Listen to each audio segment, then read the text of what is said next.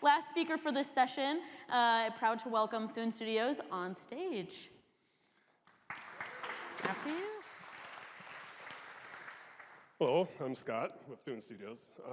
Been capturing images to make you look better for 19 years.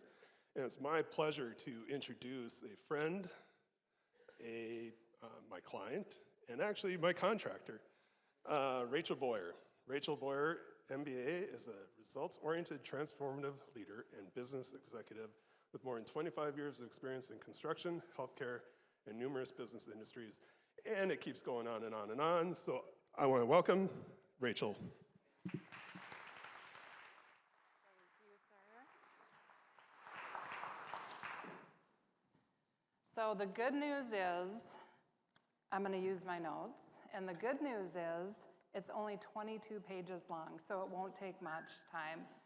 And I know I'm standing between you and our break, so I appreciate your time, and I want to welcome all of you to the event today.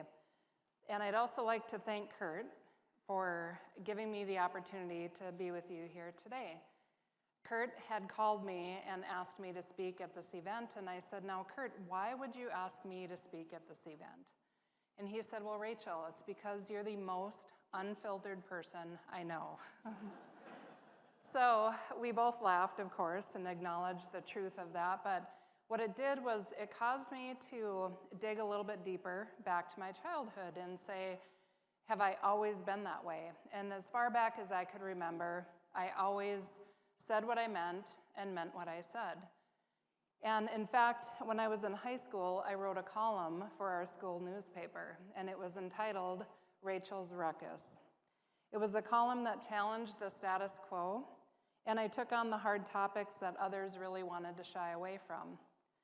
Some people were too afraid to say what they wanted to say, or maybe what was needed to be said, but I spoke on their behalf, to be honest, with the intent to initiate change or simply to be the change.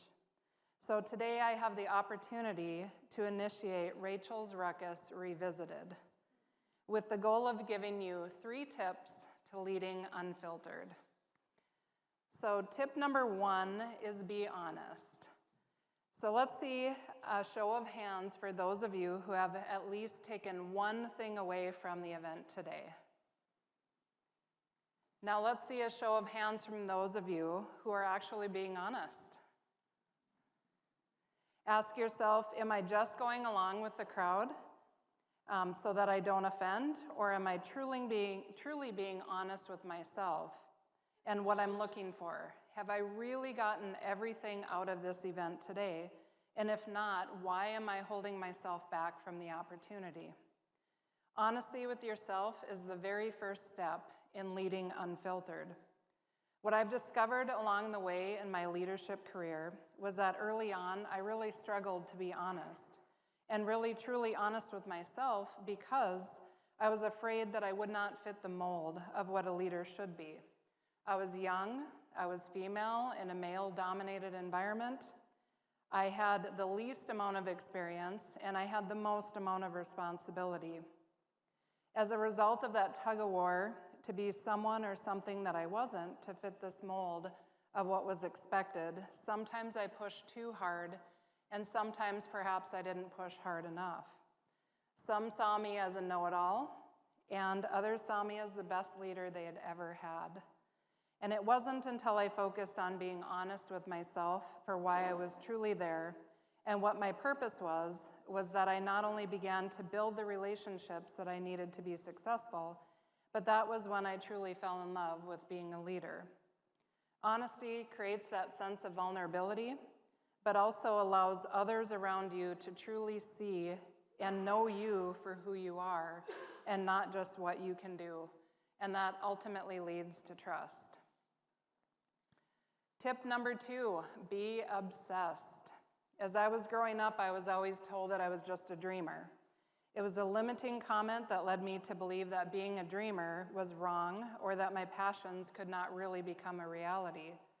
As a result, I settled on what others thought I should do, and I settled on what others thought I should believe, even though that dreamer tug-of-war still lived inside of me.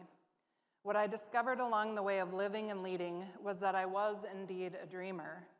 And what I didn't recognize until just recently was that this was actually an asset for me and not a liability.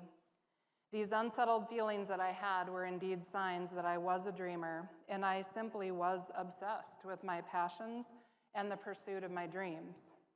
My ability to see things others couldn't see ultimately created the opportunity for me to accomplish things that others couldn't accomplish, and to develop and lead teams and impact thousands of people's lives through these efforts. To have what you want in life, you have to be willing to throw yourself all in on your dreams. Be willing to find your passion, your purpose, and those things that are worthy for you to be obsessed about. Being obsessed is oftentimes frowned upon in society, as those of us who are obsessed see ourselves as entrepreneurs, hard workers, risk takers, and committed, while others see us as abnormal, self-serving, demanding, and even control freaks at times. However, I would ask those of you who are obsessed or willing to be obsessed with a purpose and a passion that supersedes the criticisms of society to forge ahead and be obsessed, because someone on the other end of your dream is depending on you. You are the only one who has your dreams, so live in the pursuit and be obsessed. And tip number 3 is feed the beast. Have you heard the saying, what you focus on is what you get, or what you speak or believe is truly what you will get? Whether you believe in manifestation of the things you focus on or not, the reality is you have to choose what you will focus on.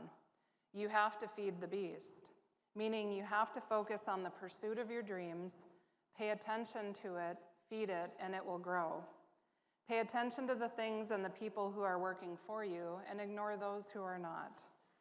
Being an unfiltered leader requires that you drive the course of your organization or your team or your company by being laser focused on your goals. Keep your attention constantly focused on the future rather than the past. What can you create? What can you accomplish that has never been done before? Feed the beast and you will truly lock into your future. Discover your potential and inspire those around you to do the same. Feed the beast by surrounding yourself with great people and being willing to develop great people around you who are on the same pursuit. And again, I recognize I'm between you and a break, so we'll keep this short. But remember that leadership is a privilege and should not be taken lightly. It's your responsibility, if granted this privilege, to be honest, be obsessed, and feed the beast. Thank you for the opportunity to walk down memory lane with you and revisit Rachel's Ruckus Unfiltered.